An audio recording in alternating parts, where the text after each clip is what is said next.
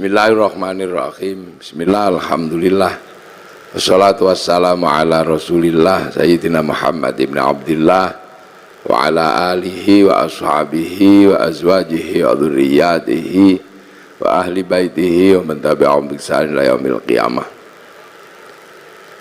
Bapak Dirut, Pak Doso, berarti anak ke-10. Doso itu sedoso. Itu biasa di Jogja anak ke-10 dikasih nama Doso. Anak ke-10, Doso Agung, berarti 10 keluarga besar bersaudara.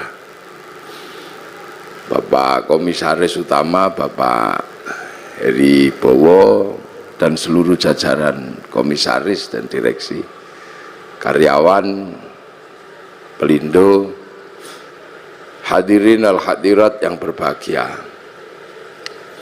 Ya, alhamdulillah, tadi disampaikan oleh Pak Heri Bowo, Pak Komut, Pak halal bihalal ini adalah prestasi orang Nusantara membuat Islam jadi indah. Jadi Islam itu jadi indah karena kepinterannya orang Indonesia. Puasa itu sebenarnya ya yang penting nggak makan dari sebelum subuh sampai maghrib, itu aja intinya, nggak makan, nggak minum, nggak jawil-jawil, intinya cuman itu. Tapi orang Indonesia jadi pintar, jadi indah. Karena Indonesia ini mataharinya jarang dilihat tumbuhnya secara langsung karena terhalang oleh pohon, maka di Indonesia muncul tradisi imsak. Imsak itu karena mataharinya nggak kelihatan. Di Arab nggak ada begitu, karena Arab itu kalau matahari muncul langsung kelihatan. Di sini juga puasa itu jadi indah. Karena puasa orang sini lebih berat dari orang Arab. Orang Arab kalau puasa keluar rumah lihat padang pasir. Nggak ada orang pengen makan padang pasir. Tapi orang sini keluar rumah lihat jambu, lihat belimbing. Maka para kiainya daripada kamu nggak khusyuk kalau puasa, sebaiknya tidur aja. Maka kemudian setelah itu tidur, dikasih dalil naumuso imin ibadatun, tidurnya orang puasa itu ibadah. Nah, karena tidur terus akhirnya kiainya sepi, maka kiainya pergi ke pasar cari mercon. Akhirnya puasa di Indonesia muncul mercon dar-dor. Maka tidak usah heran kalau ada puasa kok merconnya banyak, itu khas Indonesia. Terus kalau malam ada sahur, bahkan sekarang ono sahur ora sahur sak karepmu ono. Nah, itu kehebatan orang Indonesia. Terus selesai puasa halal kayak gini nih, minta maaf. Di Arab sana nggak ada orang kenal tetangga. Nah, di sini bebeknya nelek di halaman tetangganya, maka saling memaafkan. Kerja di pasar biasalah, itu khas Indonesia. Kenapa? Karena puasa ini harus disyukuri. Berbahagialah orang yang berpuasa dan mau menjalankan puasa. Karena puasa ini nggak main-main. Ibadah yang Allah bikin alasan itu puasa. Karena puasa itu seperti penyiksaan, nggak makan, nggak minum, nggak penyiksaan. Tapi Allah kasih alasan. Puasa ini bukan kamu saja, tapi orang dulu juga tak suruh puasa. Kama kutiba alal ladzina min qablikum, seperti orang dulu. Jadi puasa ini bukan sampean aja yang disuruh, seluruh manusia dari zaman bahula itu disuruh puasa. Makanya puasa ini ibadah yang paling terkenal. Karena puasa ini ibadah kuno, kurikulum lama.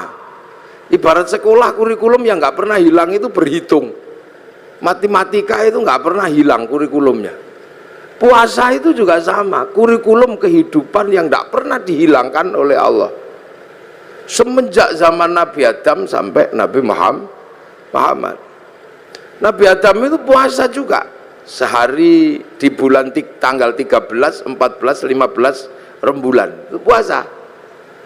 Terus 27, 28, 29 akhir bulan namanya puasa Ayyamus Sud.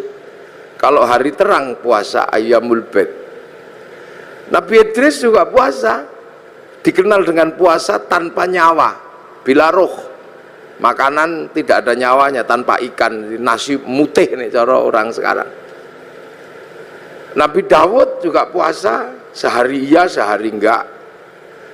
Nabi Musa sebelum naik gunung Tursina puasa, Nabi Ibrahim puasa, Nabi Isa diajari puasa, Nabi Muhammad juga masih diajari puasa. Dan Nabi Muhammad dikatakan oleh Allah, kama kutiba alal ladzina min qablikum, seperti orang dulu. Makanya puasa ini dikenal semua manusia, bahkan semua agama kenal puasa. Itu uniknya puasa.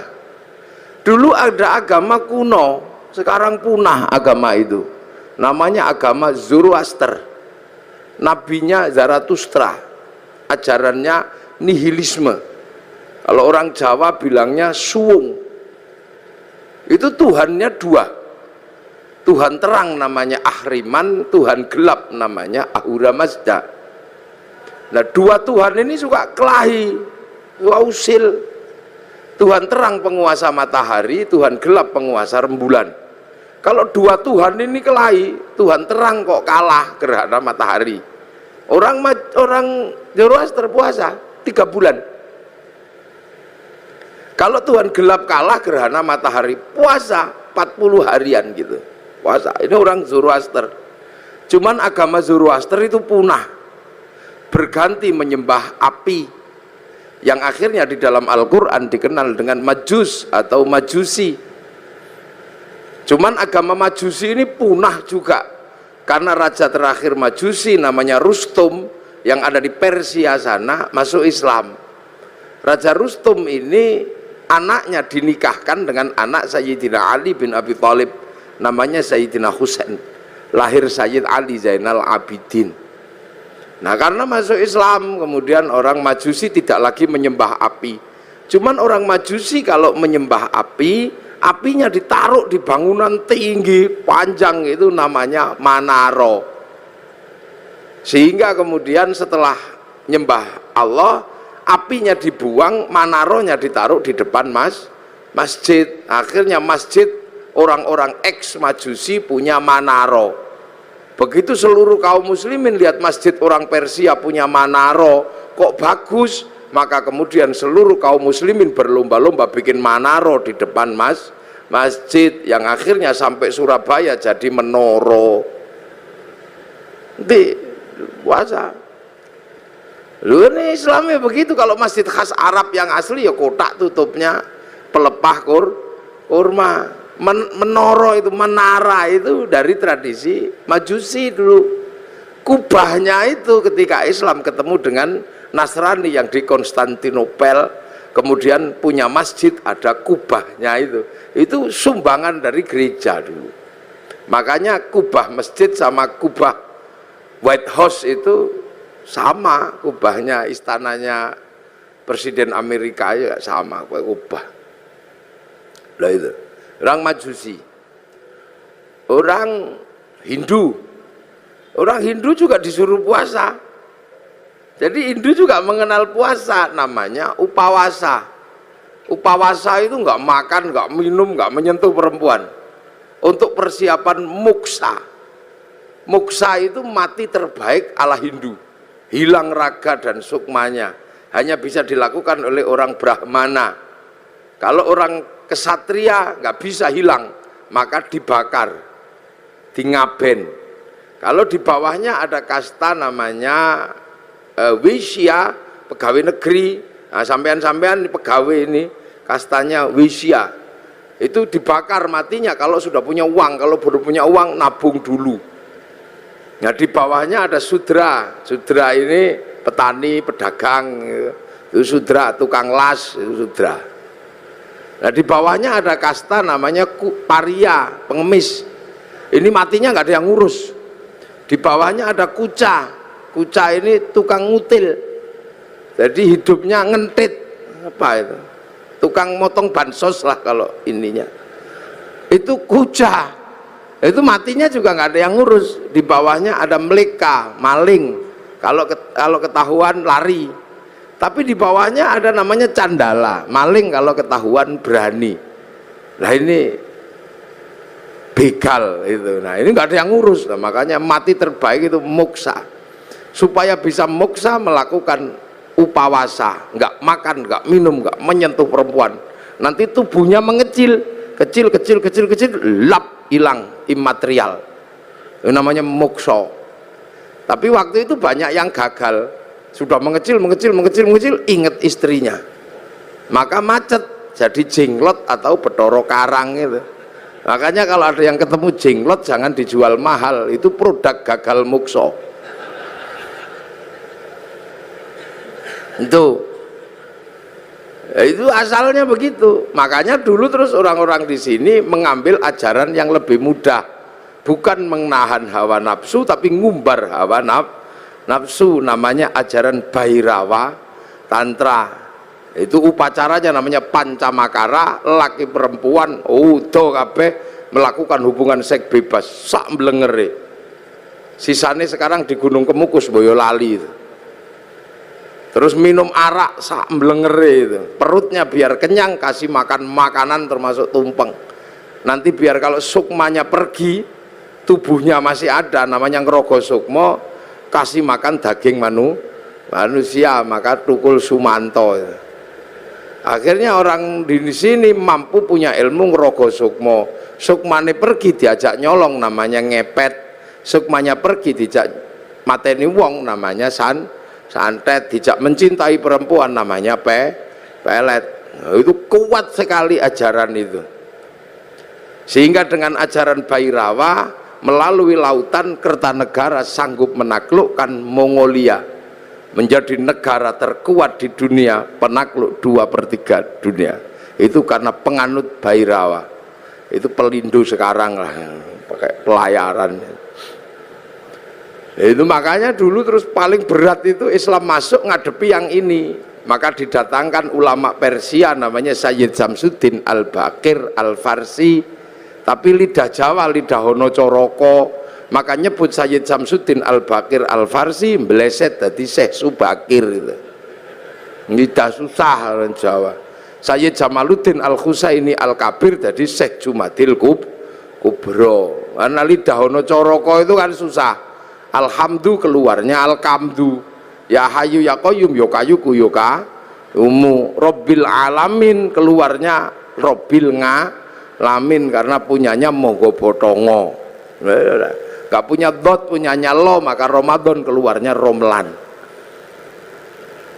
Nah, makanya orang-orang ini datangkan Syekh Subakir ini ngadepi orang Bhairawa. Nah, orang Bhairawa akhirnya lari ke Banyuwangi sana.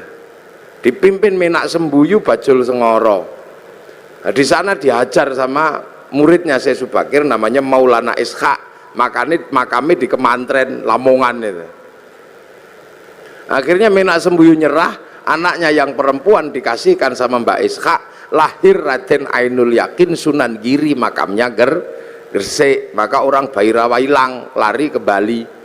Tapi lama-lama tumbuh lagi orang Bhairawa di Kediri, nyembah patung Totok Kerot di daerah Pagu Pamenang, tempat moksanya Joyoboyo. Diajar sama Sunan Bonang, akhirnya nyerah. Lah begitu nyerah, ya sudah, kamu muternya tetap gak apa-apa, laki perempuan, tapi jangan nudo, pakai baju.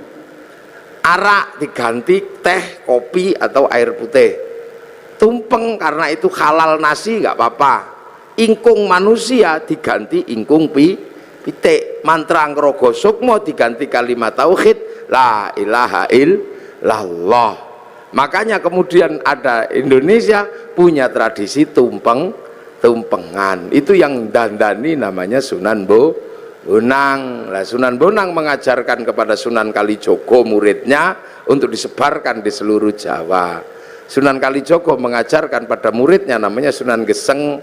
Sunan Geseng mengajarkan pada muridnya namanya Mbah Abdul Halim Pangeran Benowo, Surabaya sini. Mbah Benowo mengajarkan pada Mbah Abdul Rahman Pangeran Sambulasem, diajarkan kepada Mbah Jabar Tuban, diteruskan oleh muridnya namanya Mbah Sufyan Tuban, teruskan muridnya Mbah Abdul Halim Boyolali, punya murid Mbah Abdul Wahid Solotigo, punya murid namanya Mbah Khairon Purwodadi, punya murid Mbah Asy'ari Jombang. Nah itu Jombang lagi, punya putra Kiai Hasyim Asy'ari, maka pengikut Kiai Hasyim Asy'ari tidak alergi sama tumpeng. Nah ini berhubung orang Jombang mesti saya jelaskan. Jadi halal bihalal Jombang, tumpeng juga Jombang. Jadi biar Jombang itu ngertinya nggak cuman besut mancamino. Jadi puasa.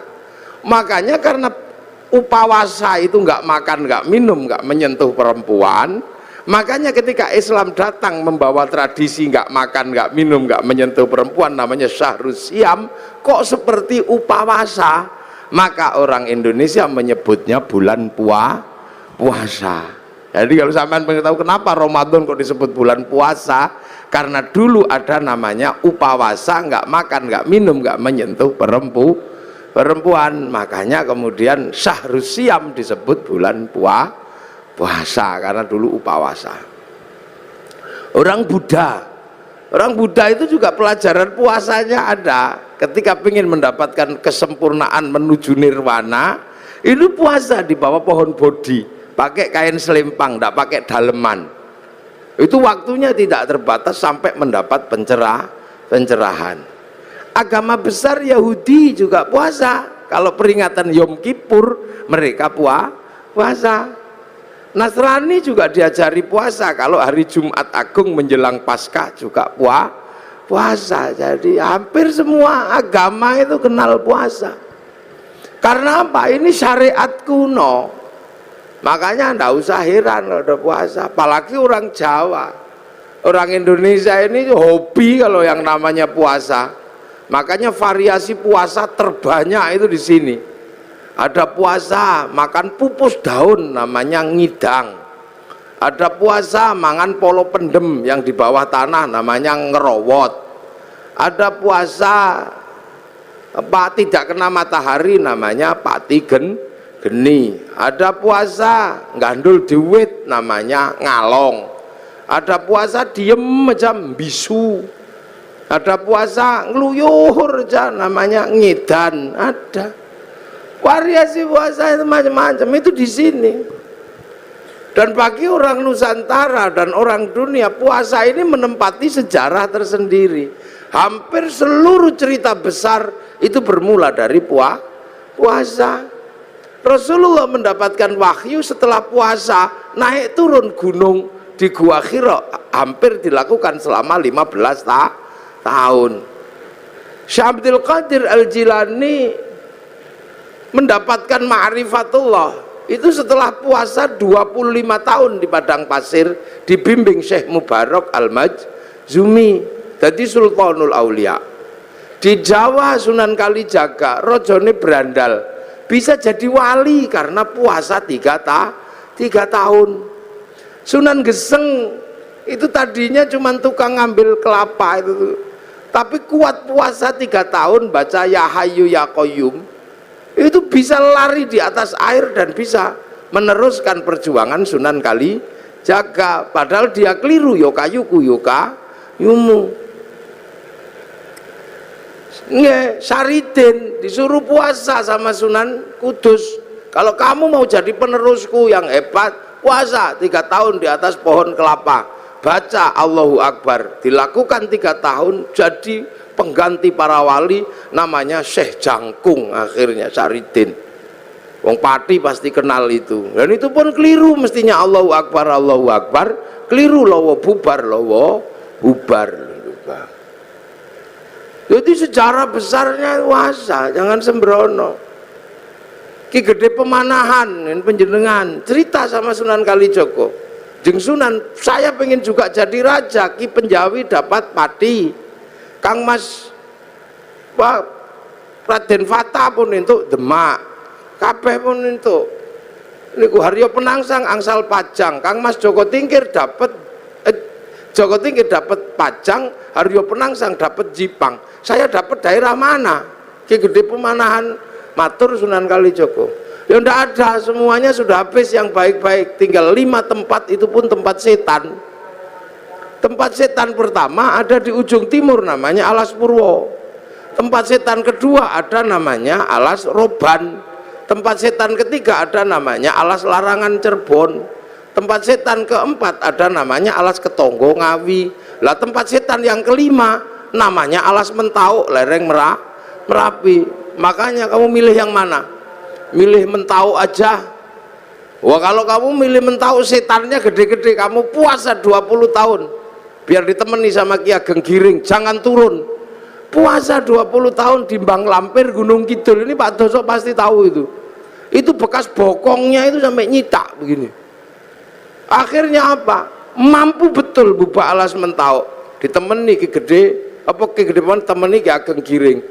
Bubak Alas Mentau punya anak namanya Danang Sutawijoyo, mampu menjadi raja. Bubak Alas bikin negara namanya Mataram, yang akhirnya dipecah Belanda jadi 2, Jogja sama Solo, yang akhirnya dipecah lagi Hamengkubuanan, Pakualaman, Mangkunegaran, Kasunanan. Puasa itu. Ki Ageng Pengging pengen punya anak jadi raja, suruh puasa sama Sunan Kalijaga 7 tahun. Akhirnya punya anak namanya Joko Tingkir jadi Rojo Pajang. Puasa. Calon Raja Mataram itu ada yang nggak mau jadi raja karena takut kalau jadi raja tidak alim. Maka dia keluar dari kerajaan namanya Raden Bagus Harun, menempuh perjalanan spiritual, puasa 7 tahun di daerah Ponorogo, Kampung Pagotan, di samping sumur, yang sumurnya itu akhirnya ditirakati selama 7 tahun. Tahun ke-7 sumurnya itu naik airnya 7 meter, tanggal 27 Ramadan. Aku dapat Lailatul Qadar. Maka sumurnya dikatakan dengan nama sumur Sewu Wulan. Karena sumur Sewu Wulan, maka kampungnya sekarang disebut Kampung Sewulan, di belakang pabrik gula Pagotan itu. Raden Bagus Harun akhirnya punya anak perempuan galaknya luar biasa, dikenal dengan nama Nyi Ageng Alap-alap. Kalau ngamuk naik di atas pohon. Dinikah Raden Santri, punya anak namanya Mbah Maktum. Nikah punya anak Mbah Maklum, nikah punya anak Mbah Tafsir Anom, nikah punya anak Mbah Qolyubi, nikah punya anak Mbah Ilyas.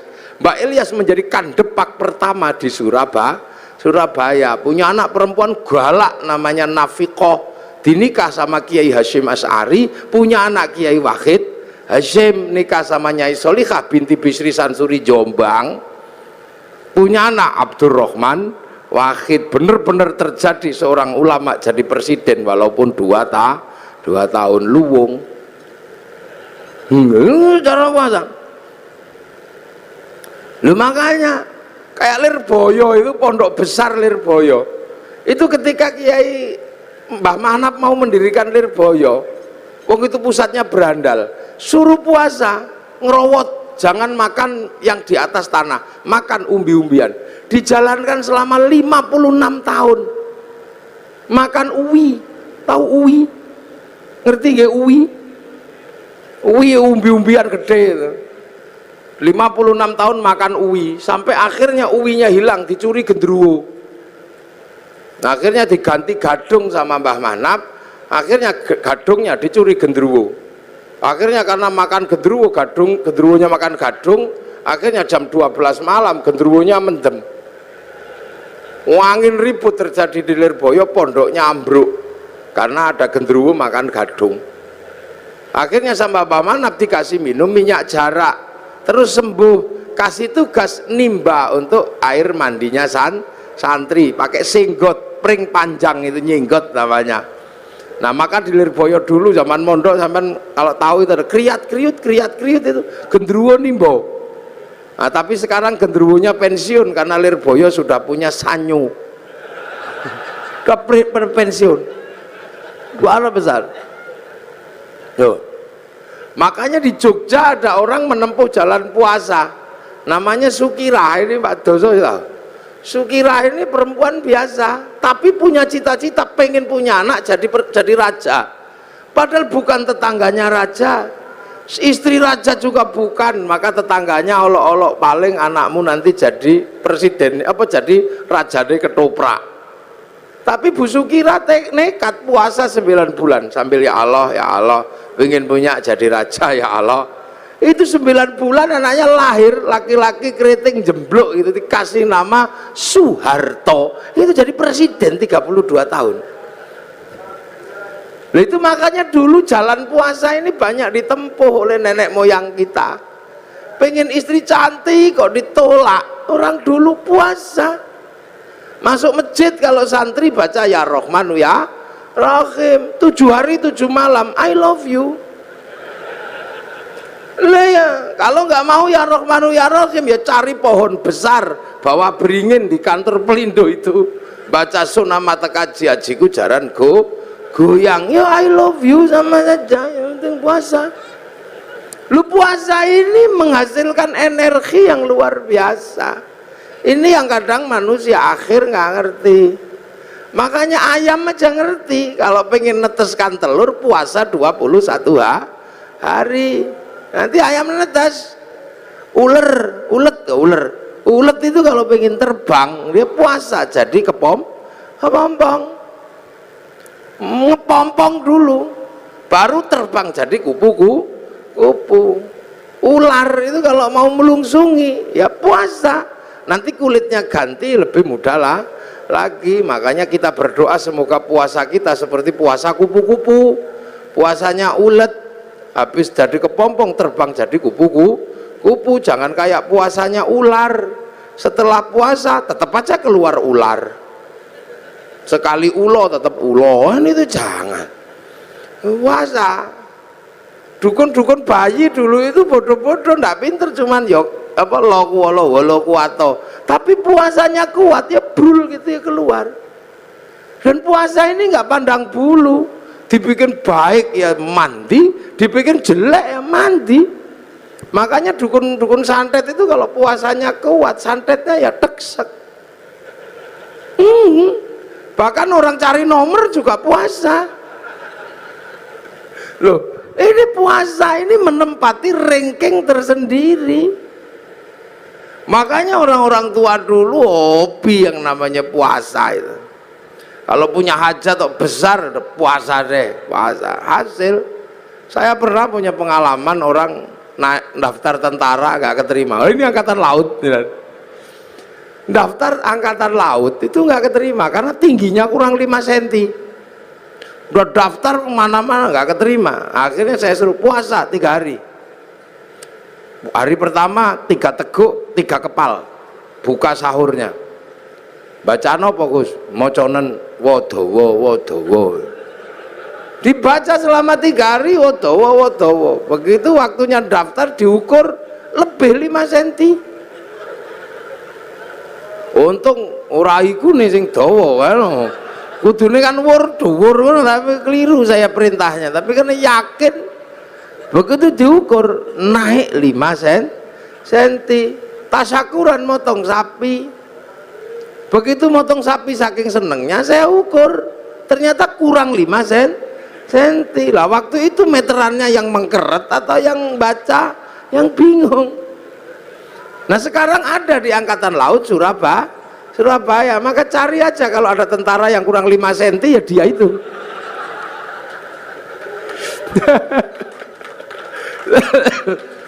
Ini puasa. Makanya nenek-nenek moyang kita kuat. Nah sekarang begitu puasa itu menakutkan, maka orang ini jadi lemah. Jadi lemah. Dulu orang Jawa, orang Indonesia ketemu singo gitu kita ikut semilar, singone lari. Orang sekarang begitu takut puasa, jangankan sama singa, sama melinjo takut. monggo Pak melinjo ora samura tau. Santen itu enggak kenapa? Kolesterol. Penyakitnya banyak karena nggak ada orang mau puasa. Akhirnya begitu remuk masuk rumah sakit. Dokter harus menangani orang sakit, tapi ketika orang sakit mau ditangani, dokter mengatakan puasa. Ya, puasa dulu. Kalau nggak puasa saya nggak mau operasi. Makanya pasien yang mau dioperasi pun harus puasa. Lu dokter aja ngerti, nah sampean kadang nggak ngerti. Mumpung masih sehat, poso. Jangan kok tiap bulan puasa datang poso maneh. Itu caranya Allah. Dari dulu manusia dikasih senjata yang luar biasa namanya puasa. Gitu. Makanya kalau ada people power enteng-entengan, ada puasa enteng-entengan. Apa puasa enteng-entengan? Diet. Nah, diet itu puasa enteng-entengan. Kan Pak Amin kan mengatakan ada people power enteng-entengan. Nah, puasa enteng-entengan juga ada, namanya diet. Karena kalau diet kenemenen dead. Nah inilah yang jadi ini dari zaman kuno. Makanya orang itu kalau puasanya rajin, kuat, nggak takut apa-apa, sehat. Nah sekarang manusia ini dengan puasa takut. Jadi puasa ini kiri kanan oke. Gaya apik mandi, bikin jelek ya mandi. Cuman puasa kita ini berbeda. Kalau puasa yang diajarkan oleh Allah ini la'allakum tattaqun, agar kita menjadi orang bertakwa. Apa sih takwa itu? Takwa itu adalah menghadapkan wajah kemanapun, merasa diawasi oleh Allah. Itu. Oh ini ngaji kalau di syuting itu ya gini, jadi panas. Lampune siji loro. Ngerti wong pelindung Kiai ireng. Lampune diakeh. Pak Doso ngerti Kiai ireng lampune sing akeh. Mengarah ke saya semua ini lampunya. Bau panas. Jadi walaupun saya ngadep ke sana, saya nggak lihat ada perempuan di sini, nggak kelihatan. Kalau lampunya ke sini. Takwa itu apa? Menghadapkan wajah kemanapun, merasa dilihat Allah. Nah, makanya orang bertakwa itu menjalankan perintahnya, menjauhi larangannya, karena kemanapun merasa melihat Allah. Lah kenapa kalau merasa melihat Allah, merasa dilihat Allah, merasa diawasi Allah, kok harus puasa? Ya memang itu caranya. Karena manusia itu nggak kenal Allah. Ini nggak kenal, tapi manusia yang asli kan kenal. Manusia itu yang asli kenal Allah, harus tahu ketemu kok. Sudah pernah dep-depan sama Allah manusia itu. Ditanya sama Allah, kamu lupa nggak kalau aku ini Tuhanmu? Enggak ya Allah, aku akan ingat engkau Tuhanku. Alastu bi rabbikum? Qalu bala syahidna. Ya, saya akan. Ya sudah, kamu turun sekarang. Fanfukhur ruh, maka manusia dari langit diturunkan ke dunia. Langit bus turunkan ke dunia. Ditaruh di mana? Ditaruh di daging dunia. Lah daging ini produksi lokal dari makanan orang tua. Orang tuanya makan diproses di perut, dikeluarkan jadi jadi umbel, jadi apa. Nah, makanan manusia yang paling intinya itu disimpan di sini, namanya nutfah. Nutfah itu zat hidup yang ada dalam setiap makanan, karena Allah berfirman idza arada syai'an ayyaqula lahu kun fayakun. Simpen di sini namanya nutfah atau mani. Maka nanti kemudian dicampur, punya bapak punya ibu, produk dunia ini Pak Doso, lampunya dimatikan terus dicampur itu. Terus nanti dititipkan ke rahim ibu. 3 bulan jadi segumpal darah, 4 bulan jadi segumpal daging. Nah kalau sudah jadi daging, maka kemudian nyawa turunkan, manusia yang dari langit diturunkan masuk ke dalam daging. Nah, begitu masuk ke dalam daging lah proses casingisasi dilakukan. Ditempelkan, manusianya ditaruh dalam daging, dagingnya ditambah kasih tulang, kasih tiang, kasih ikat otot, bungkus kulit, tumbuhkan rambut 9 bulan keluar. Begitu keluar manusia yang asli sudah di dalam, yang kelihatan bungkusnya. Lah bungkusnya ya tergantung yang buat, karena yang buat itu pesek ya keluarnya pesek. Kalau yang bungkusnya kok mancung ya keluarnya mancung. Kalau yang bikin bungkusnya kok cantik ganteng, nah keluarnya ini.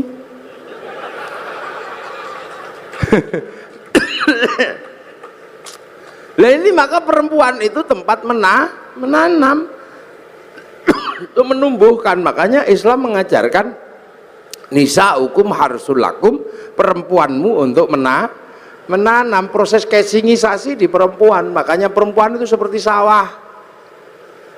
Ini sawahnya laki-laki ini yang punya sawah. Nah sawah itu untuk nanam. Makanya kalau pengen tanamannya bagus, sawahnya harus bersih. Jangan kok penuh sampah, jangan penuh kotoran, jangan terlalu banyak rumput liar. Makanya biar sawahnya bersih, laki-laki punya tugas membersihkan sawah, belikan lipstik, belikan gelang, masukin salon. Itu loh bener itu, sampean yang punya sawah ini harus bersih, harus tampil cantik. Biar tumbuhannya bagus. Sawah nggak boleh kering, sawah harus selalu basah dan selalu dipupuk. Nah perempuan juga harus selalu senang hatinya. Makanya agar perempuan senang hatinya, dia harus selalu dikasih uang. Loh yang laki-laki dengerin, jangan kau terpura-pura nggak denger. Iya ini yang perempuan ini, karena sawah harus selalu basah dan senang.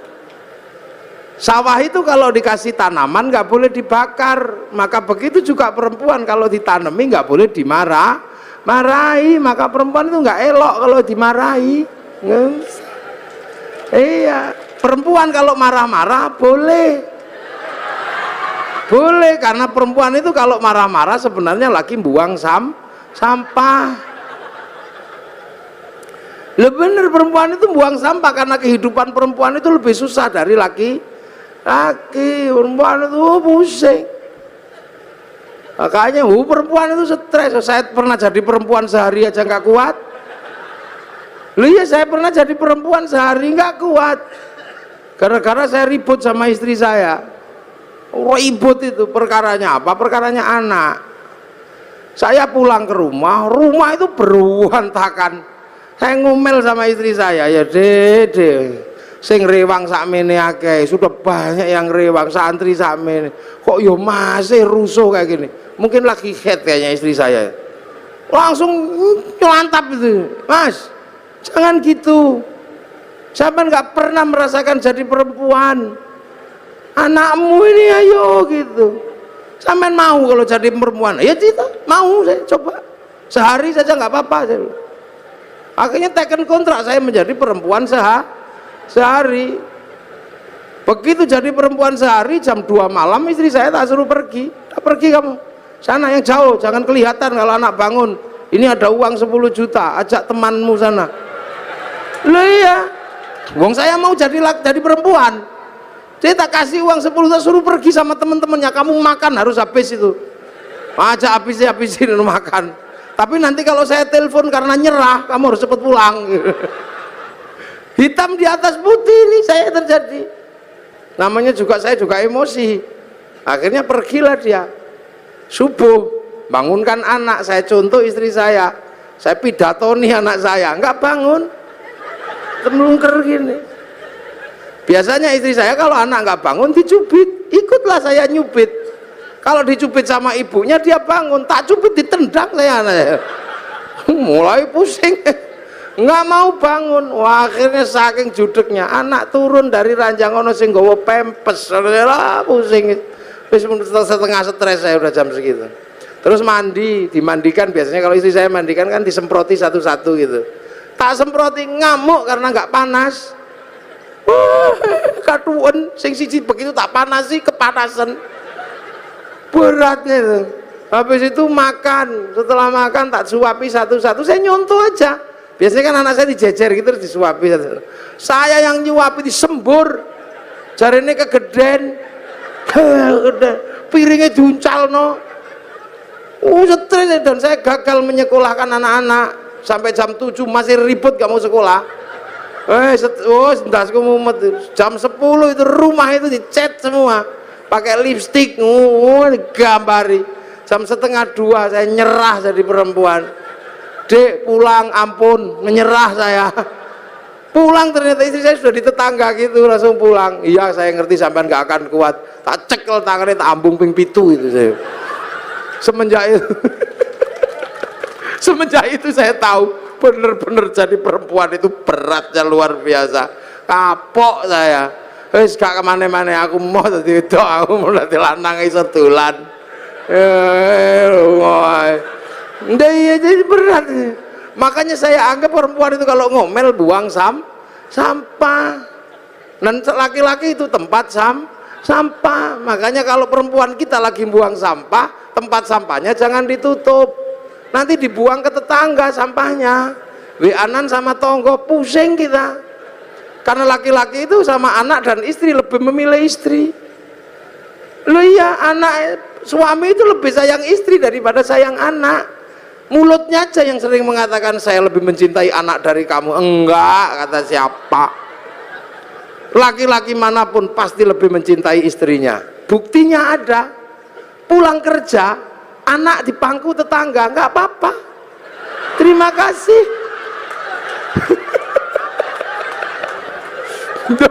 Iya, pulang kerja gitu anaknya di pangku tetangganya, terima kasih, matur nuwun nggih pun ngomong anak kula. Coba kalau istrinya yang di pangku tetangga, oh langsung bawa arit. Itu tandanya bahwa suami lebih cinta istri, gayanya aja. Makanya perempuan kalau ngomel udah biasa, dia lagi buang sampah sudah. Dan perempuan kalau lagi emosi harus diredam, karena bahaya kalau perempuan itu emosi nggak diredam, marahnya menjadi-jadi. Saya punya pengalaman meredam istri yang sedang marah, tak kasih contoh. Ini saya pengalaman pribadi, curhat saya. Bukan curhat, kasih pengalaman. Istri saya tak suruh dandan, Dik, dandan yang cantik, karena nanti kawinannya santri. Maka habis subuh dandan sampai jam 7 pagi. Perosoku begitu keluar itu cantiknya luar biasa istri saya itu. Oh cantik itu, pergilah ke pernikahan. Bawa anaknya satu, bawa santri satu, namanya Arifin. Begitu sampai di perempatan, ya Allah, di seberang sana ada perempuan cantiknya luar biasa di dalam mobil, rambutnya merah, kacamatanya neng bun-bunan gini. Lelaki-laki lihat gitu yang merucut, ya Allah Pin, Ayunita itu. Lah begitu saya bilang itu lupa kalau bawa istri. Saya dicubit dari belakang itu sakitnya luar biasa. Sampai hari ini masih kerasa sakitnya. Padahal sudah 3 tahun yang lalu. Wah, akhirnya saya bilang enggak deh, ya enggak mau ngomel di belakang, dasar matanya laki-laki. Wah, mau ngomong enggak deh, enggak mungkin, saya udah terlanjur ngomong. Wah itu alisnya itu udah letrek semua itu sini-sini ada. Wong nangis. Saya menyesal tapi apa guna, udah terlambat. Sebenarnya saya menyesal juga tapi wis kadung cawit sakit dicakar kelambi belakang saya suwek emang. Dihotol emosi perempuan kok singo kalau udah emosi. Enggak peduli itu. Perempuan itu kalau udah emosi nggak peduli mau dimanapun lagi. Cakar-cakar. Akhirnya saya redam, Dek. Memang aku tadi lihat perempuan cantik, iya tapi dasar matanya laki-laki udah tersembunyi masih bisa dilihat. Iya karena aku laki-laki deh. Laki-laki itu melihat perempuan cantik tersembunyi apapun pasti tahu, karena aku laki-laki. Kalau aku nggak mampu melihat perempuan yang cantik dan tersembunyi, mana mungkin aku dulu menemukanmu. Itu langsung kendor cubitannya itu. Coba kalau istri saya tak bawa, sampai bisa nanya langsung itu, Masya Allah, gak boleh emosi. Itu perempuan itu untuk nanam lah, makanya ini sampean-sampean ini jangan lupa ini sawah, perbaiki sawahnya, kasih lipstik, jangan banyak sampah. Mosok perempuan dastere modal ngono aja. Kasih uang biar senang perempuan itu, kalau senang hidupnya tentram, anaknya juga ikut senang. Jangan suka dimarahi, kalau dimarahi emosi perempuan, kalau dimarahi panas hatinya. Di bawah hati atau di atas hati ada payudara, karena jantung itu di bawah payudara, dan jantungnya panas, payudaranya ikut panas, air susunya panas, baterai santan ini belundu, diminum bayi ya bengek. Makanya kalau teteknya nggak sehat bayinya bengek, maka ada istilah tetek bengek.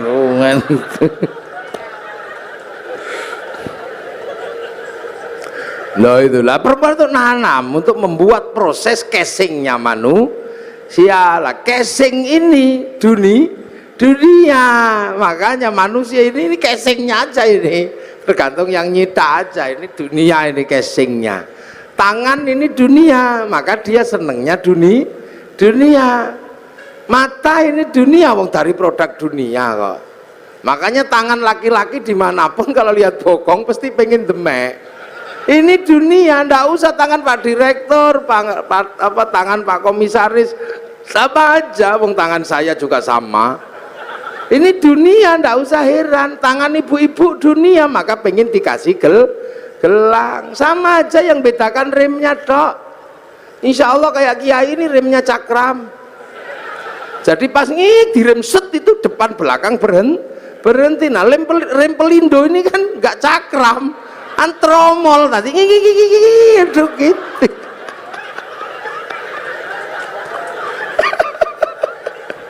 Lah ini dunia. Loh, makanya yang dunia, yang berasal dari dunia ya senengnya dunia. Mata ini ya senengnya dunia, kaki ya senengnya dunia, telinga senengnya dunia. Nggak usah heran. Makanya kalau kita dengar adzan Allahu Akbar, Allahu Akbar, yang nyawanya, yang manusia yang asli, yang dari langit, yang kenal Allah, tek pengen sholat, tapi bokong ini kan dunia. Makanya ya duduk aja sampai kiainya Robbana ya Robbana, karena nunggu bokongnya belum berangkat. Robbana ya Robbana udah kelamaan nggak dateng ya tombo ati wis pegel ya nambah niatine dhewe. Kalau udah capek nggak dateng baru kiainya ngamuk, diuruki anjang baru jeruan dal teko itu. Nah, itu dunia ya begitu.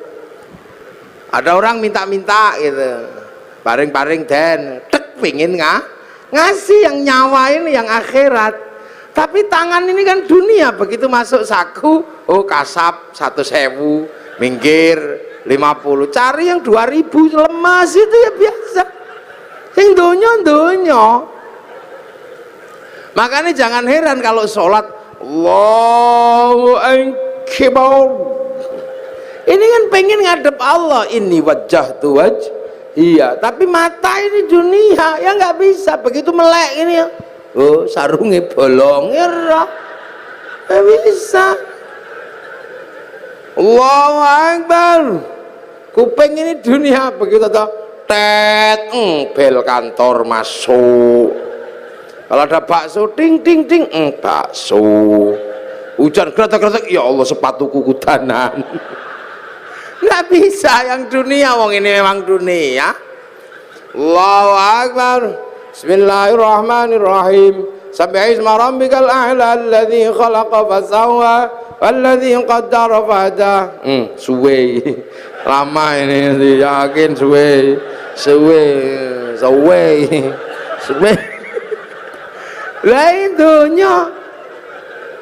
Lah ini dunia, makanya nggak usah heran yang dunia senengannya dunia.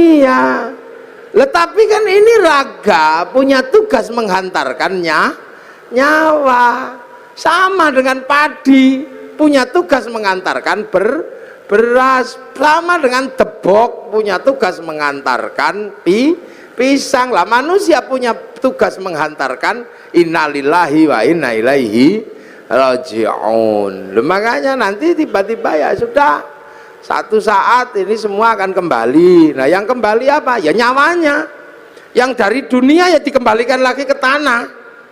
Itu balik ke tanah, kubur situ, terus dimakan cacing, bosok, ruwek, bosok. Bosokannya cacing diisep sama rumput, rumputnya dimakan sama kambing, kambingnya dipotong bikin anak lagi. Lah itu namanya teori rantai makanan. Makanya manusia, padi, pisang sama. Ada waktunya panen. Kalau padi dipanen sama Pak Tani, pisang dipanen Pak Tani, manusia dipanen sama malaikat Israel, panen aja. Begitu beras diambil, pohon padi ya tidak diurus, dibakar untuk makan sapi. Begitu pisang diambil, pohon pisang ya dibuang ke sungai. Begitu manusia diambil isinya, ya kelontongannya ya dibuang ke kuburan, sama aja. Nah padi walaupun terpisah dari pohonnya, begitu masuk laboratorium tetap ketahuan padi organik atau bukan organik. Walaupun sudah terpisah, orang nggak perlu lihat pohon padinya dulu seperti apa, rekam jejaknya ada di beras, rekam jejak pohon pisang ada di dalam pisang, rekam jejak kehidupan manusia ada di dalamnya nyawa. Ngono dok. Makanya ya cari rekam jejak yang bagus. Itu tangan ini merekam jejaknya nyawa, mulut muni apa wae rekamannya ada di dalamnya nyawa. Sama kayak syuting itu ngadep saya dari tadi. Itu tugasnya cuman apa? Nyarikan bekal kartu memori. Setelah ngerekam saya, syutingnya dibanting nggak apa-apa. Yang penting memorinya masih ada, diputer keluar gambarnya, sama aja.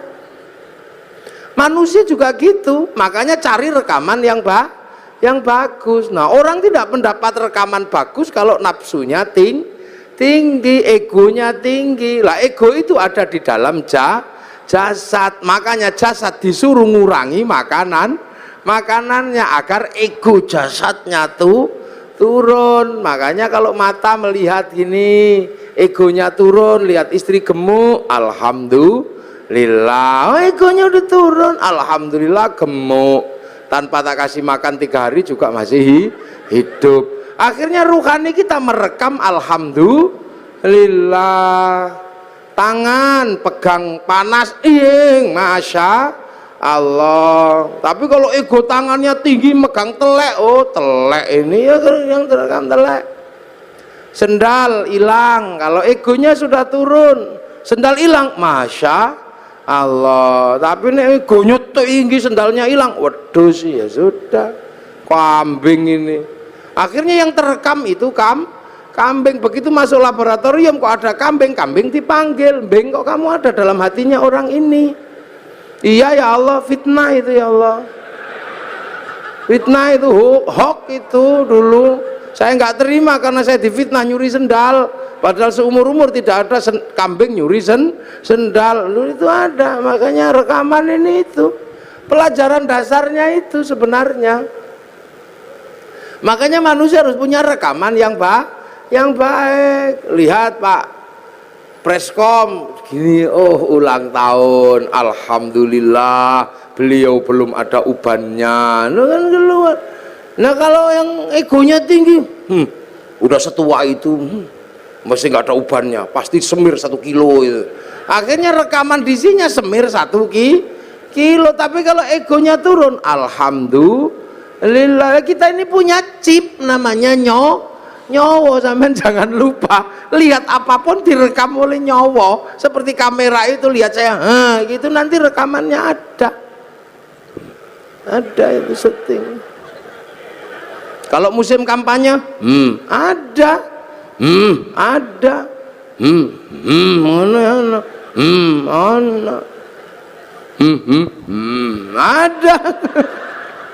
Itu rekamannya ada semua itu di situ nanti. Sama dengan manusia, dingke wong adus, ono sesuk rekamane. Begitu diputer metu meneh rekamane sampean saumur urip ada.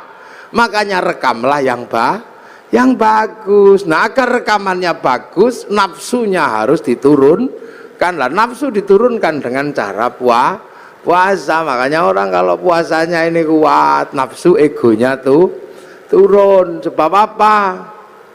Orang kalau sudah egonya turun, apa-apa bisa melihat Allah. Ayam naik masjid, itu orang kalau egonya turun, ayam naik masjid, alhamdulillah, masya Allah, ada ayam naik masjid, syukur ya Allah terima kasih. Kenapa? Karena kiai akhirnya bisa mempraktekkan bagaimana membersihkan tele ayam dari atas masjid. Ilmu yang demikian sulit membersihkan tele ayam dari atas masjid bisa dipraktekkan karena ada ayam naik masjid. Nah, kalau nggak ada ayam naik masjid nggak bisa dipraktekkan karena kiai tidak boleh bawa telek ke atas masjid. Jadi alhamdulillah ilmu bisa dipraktekkan karena barokah pitik itu. Makanya hati-hati, nafsu itu mengingkari Allah. Contoh, ini mudik lebaran, orang Surabaya ini yang paling seneng dulu itu rujak cingur. Akhirnya karena musim lebaran cari rujak cingur kemana-mana nggak ada, sana nggak ada, ke sana nggak ada, sampai seminggu kepengen rujak cingur. Bayangkan rujak cingur saja udah ngiler. Akhirnya pas halal bihalal ke tempatnya Pak Dirut, Pak Doso, ada rujak cingur. Seminggu kepengen rujak cingur, ada, ya halal, ya silakan makan, tapi hati-hati, kalau saya nggak berani makan karena itu bisa jadi halal buat jasmani tapi haram buat rohani, karena nikmatnya mesti luar biasa. Wong kepengen seminggu, begitu setelah dari Pak Doso seminggu kepengen rujak cingur dapat, tiba-tiba besoknya ke tempatnya Pak Pres, Pak komut. Nah, istilah yang susah buat kiai itu, komut itu komisaris utama. Nah itu kemana Pak komisaris itu tiba-tiba ada ini rujak cingur yang sama, tapi karena kemarin sudah dapat akhirnya monggo sampun Pak, sampun monggo sampun karena udah nggak kepengin, tapi karena nggak enak sama Pak komisaris ya dimakan. Enak tempatnya Pak Dirut. Padahal begitu zaman muni enak tempatnya Pak Dirut, zaman ribut sama Allah. Wong hari ini dibagi yang ini kok masih nggak terima, membayangkan yang kemarin. La in syakartum la azidannakum wa la in kafartum inna adzabi lasyadid. Nah inilah. Jadi ini makanya orang kalau puasanya kuat-kuat, ini enak, nafsunya turun, kemanapun kembali kepada Allah. Lah itu loh, maka la'allakum tattaqun, semoga kita menjadi orang yang bertakwa. Lah makanya nafsu ini kalau udah turun, hidup jadi enak, indah. Makanya kita ini kalau orang-orang yang sudah bertakwa enak, lihat apapun kembali kepada Allah. Ini di belakang ada tema keragaman, ya keberagaman apapun juga dari Allah. Makanya orang nafsunya turun ya nggak ribet. Lihat orang Jepang nggak perlu emosi, lihat orang Cina nggak perlu emosi, lihat orang Yahudi nggak perlu emosi. Toh kita hidup bersama-sama. Sekarang orang Jepang nggak datang, tapi mic-nya datang. Ini kan bikinan Jepang. Ya, jadi kita ngaji ini pun melibatkan orang Jepang. Kita ngaji melibatkan kipas angin mereknya Mas Pion, Cino sih gawe. Kalau kita malam longok-longok pengen ngerokok, gudang garam Cino. Pergi haji kita nggak bisa jalan kalau nggak ada pesawatnya orang Yahudi. Wong Pak Habib disuruh bikin pesawat nggak jadi, wong namanya tetuko, sing teko ra tuku, sing tuku ra teko. Makanya kiai-kiai nggak ada yang ribet. Istri kita cantik-cantik karena parfum dan bedaknya orang Prancis. Nasrani karena bedak Surabaya nggak mau make, wong beras ditumbuk ya blonteng kah. Biasa aja hidup itu begitu. Iya, kita ngaji gini misalnya, ya ngaji ini baik, wong pengajian. Ya makanya kalau saya mengatakan saya lah orang terbaik hari ini, ya bisa saja, wong saya sendirian ngomong di depan minumannya banyak. Tapi saya juga nggak bisa terbaik di sini karena baiknya saya ada panitia yang bikin pengajian. Kalau nggak ada panitianya ya saya nggak ada di sini. Lah terus siapa yang terbaik? Ya panitia pasti mengatakan saya yang terbaik. Saya mengatakan kalau saya nggak datang pengajianmu jelek. Lah itu baru dua udah ributnya luar biasa. Belum lagi kalau sampean ikut-ikutan, ya ini menjadi baik karena saya mau hadir. Coba kalau saya nggak ada yang datang, itu bukan pengajian namanya. Lah apa? Cek sound. Bukan kayak gini. Lah orang-orang yang sudah mengembalikan semua kepada Allah, enak, nggak ribet, biasa aja orang. Terus kita misalnya ini pengajian jadi indah karena ada yang nata kursi. Apa yang nata kursi itu sholat subuh? Ya belum tentu. Jangan-jangan yang nata kursi nggak sholat subuh, tahu. Sama kita makan jadi enak karena apa? Ada bumbu. Bumbu bisa enak karena diulek pakai cowek. Kita nggak pernah tahu waktu bikin cowek itu bikin cobek. Jangan-jangan pas airnya kurang dikencingi juga nggak tahu gitu. Hidup itu indah. Jadi orang itu kalau sudah mengembalikan semua kepada Allah, nyaman, udah gak ribet. Orang Surabaya ini nggak punya garam, yang punya garam orang Madura. Sampai nggak tahu waktu orang Madura bikin garam, jangan-jangan kebelet pipis kolamnya dipipisi, ya nggak ngerti kita. Makanya jangan mudah berburuk sangka sama orang, biasa aja hidup itu. Ini makanya akhir-akhir ini begitu orang takut puasa, ini orangnya ribut aja, dikasih apa ribut, dapat apa ribut, itu biasa aja. Ini ngaji, ya ini ngaji, ini minumnya kopi. Kopi ini kita nggak ngerti, jangan-jangan yang metik kopi ini belum gajian, ini kita nggak tahu. Jangan-jangan yang metik kopi malah mati digigit ular.